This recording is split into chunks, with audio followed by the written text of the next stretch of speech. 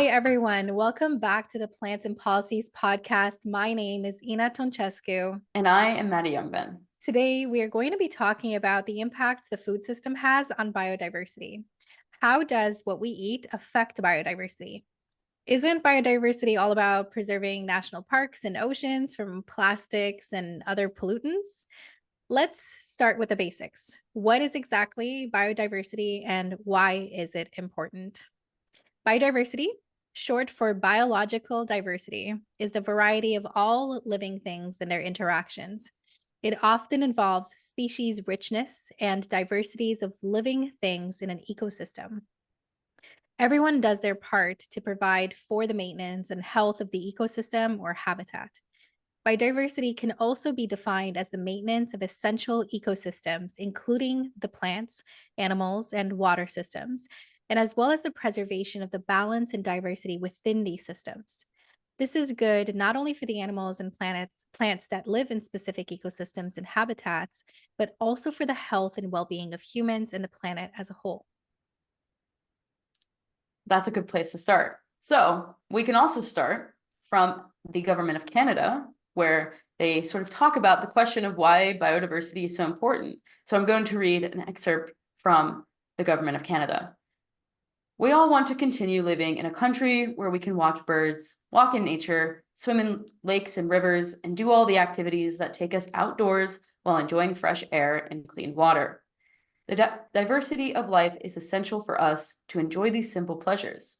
Examples of nature at work can be found everywhere. The process by which plants filter carbon dioxide and produce oxygen for us to breathe, the naturally occurring filtering of drinking water, the species responsible for enriching the soil in which we grow food, the pollination of plants that enables new seeds to grow, and the roles of oceans in the regulating of our climate.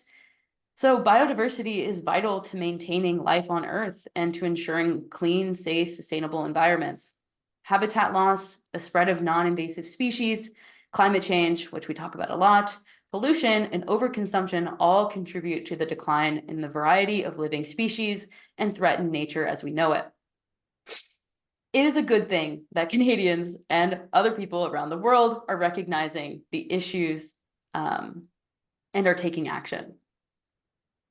What a beautiful way to highlight the importance of preserving biodiversity.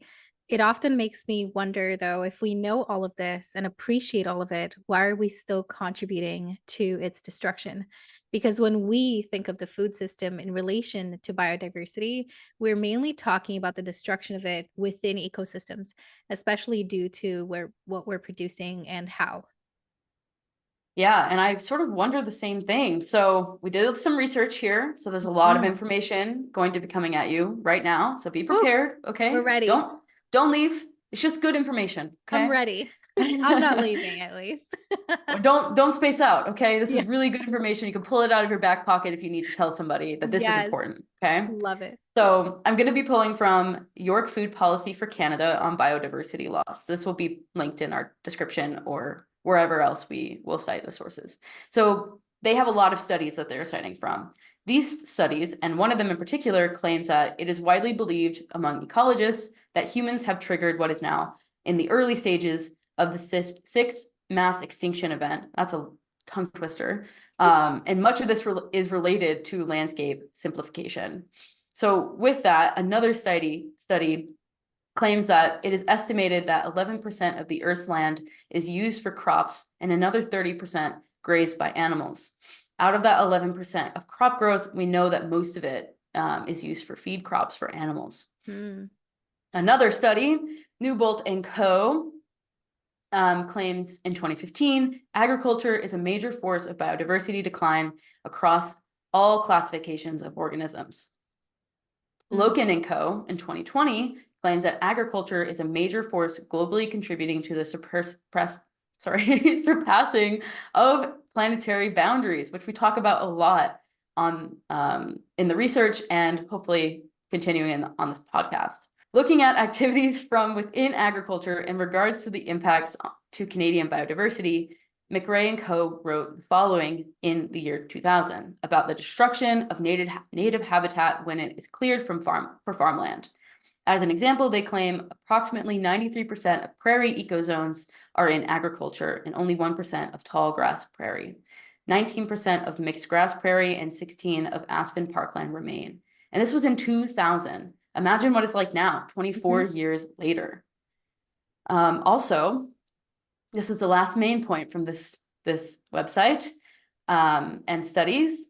The Breeding Bird Survey by Downs and Collins in 2003 mentions that the conservation of the prairies from the conversion of the prairies from native grasslands to farmland has impacted over half of the bird species in those areas.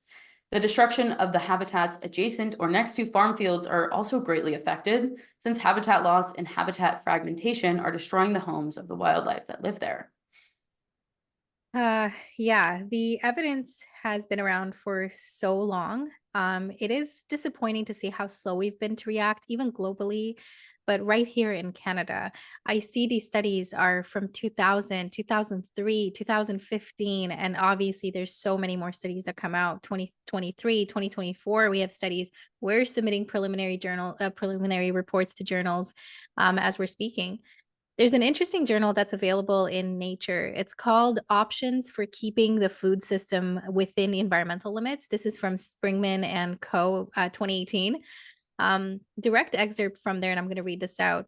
We estimate that compared with the baseline projection for 2050, dietary changes towards healthier diets could reduce GHG emissions and other environmental impacts by 29% and 5 to 9% respectively. So 29% less GHG emissions, 5 to 9% other environmental impacts, respectively. For the dietary guideline scenario, would reduce by 56% GHG emissions and 6 to 22% in terms of other environmental impacts for the more plant-based diet scenario. And so it's quite interesting to see the difference of the dietary guideline and also the more plant-based diet guideline. Of course, there's still quite a big difference, but still quite an impact if you're looking at 29% less GHG emissions by simply following the dietary guidelines. Now, if you follow us on social media, you'll notice we often post research and interpret it in a way that anyone from the public can understand. We essentially get rid of the academic jargon and filter it all down for everyone. And this is huge thanks to Maddie. We'll often find articles and we'll send it to Maddie and we'll say, "We don't understand us, please help." Or the other way would be Maddie finding important research and saying, "I found this research. It's very important for everyone to know about it." And then Maddie will go on and interpret it for us to actually be able to put it on social media. Now, of course, we have graphic designer Natasha who will actually make it pretty so it's easier to understand even more. And then I'll go in and write the captions. That's usually how you'll see us on socials. I'll give you an Behind the example. scenes. Very behind the scenes, right? It's the BTS of the hard work that our team actually puts in because it does take a lot, Maddie. Like Oh, I know. we were kind of laughing before starting to record this podcast. We were saying that we're going to do some bloopers. But bloopers, that's the word, right? But it's not just about the bloopers. It's also like I don't know if anyone will understand how much work we're putting together to bring a podcast like this, right? We are taking research and we are putting it on social media. We're putting it in a podcast format. We're going on YouTube. We're going on a newsletter. We're trying to essentially fill the voids of Canadian, very specifically Canadian research. Or research that doesn't just cover the world or America, for example. We really want to be seeing more specific research to Canada. And Maddie has been able to bring that to us on a much larger level than we've ever been able to do. And so here's an example. That we wrote on social. And this is an example of us doing a meta-analysis from Philazola and Co. in 2020. This meta-analysis this study was called The Effects of Livestock Grazing on Biodiversity, our multi-trophic meta-analysis. And here's what we wrote on social media. There are 109 studies, all pointing to the fact that when animals, specifically those regarded as livestock, are grazing, there could be massive global impacts on the other trophic levels, especially herbivores and pollinators. Put simply, livestock grazing shows a direct negative impact on other animals that feed on plants and pollinators. Once the grazing livestock was removed, even years later, there was proof of abundance and diversity in these environments. The negative effects of animal agriculture can be felt by all, but especially marginalized individuals. It is these individuals who will suffer from the increased food costs, loss of homes from extreme climates, food scarcity, loss of crops, and more. 109 studies are more than enough to justify the Canadian government needing to subsidize more plant food growth and establish plant based food policies and systems. Now, of course, if you like the sound of how we're interpreting the articles for you, even in this podcast and also on our social media, do let us know. And that way we'll know that we're on the right path to filling the gaps that we mentioned earlier. Exactly. And I'm really excited and happy to continue to interpret these articles for everyone. Not everyone is able or has the time to sort of filter Mhm. through and look through all this dense information like weeds. So you just got to like go through it and you got to like navigate your way, and not everyone has time for that. So if we can make it easy, why not? And the more informed we are, the more likely we're able to drive strategic and effective changes, which we all Mhm. want. Mhm. Now, Maddie, let's get back to biodiversity. What can we do to combat biodiversity loss?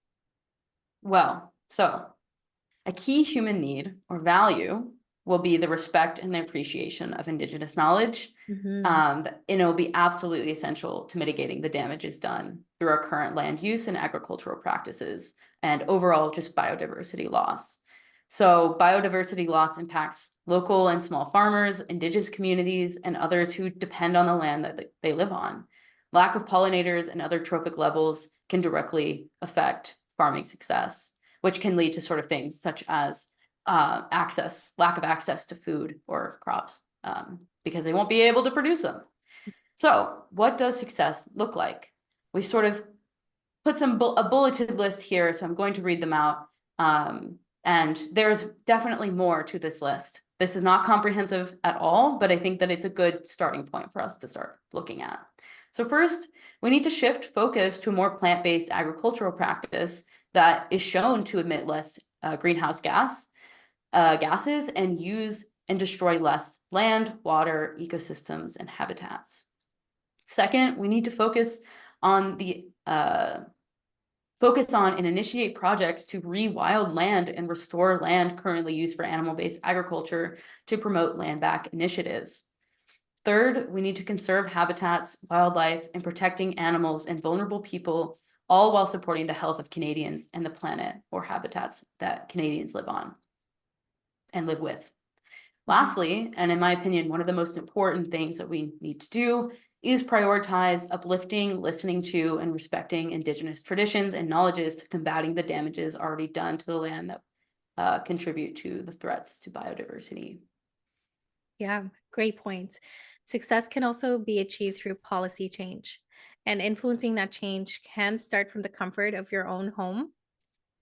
Today, believe it or not, is the day to begin taking action. We have a Raise the Bar campaign in support of the Canadian government's latest public education campaign surrounding changes people can make to save the environment.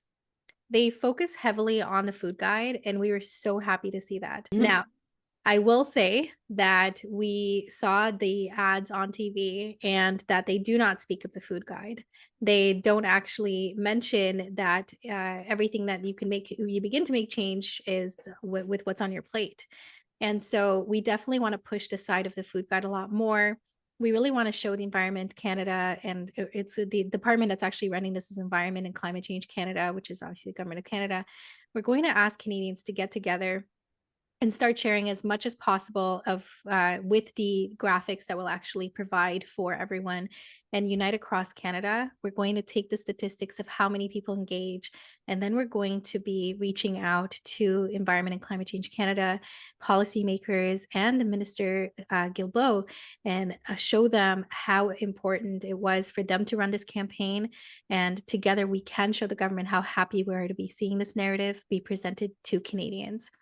All you need is a little bit of time, a social media presence, and to follow some of our guidance on how to share and make an impact. And all you have to do is go to responsiblefoodpolicy.ca to join in. Doesn't that sound exciting, Mads? really exciting for that It to is so start. exciting. We can totally make a difference. And if you know anything about CRFP and the amazing campaigns that we've run in the past, even last year, we ran sustainable agriculture strategy. We also ran a biodiversity campaign. We united like 41,000 Canadians or something like that. And I think like over 667 people took 3 hours to write responses and in accordance to the consultations that the Canadian government were asking for.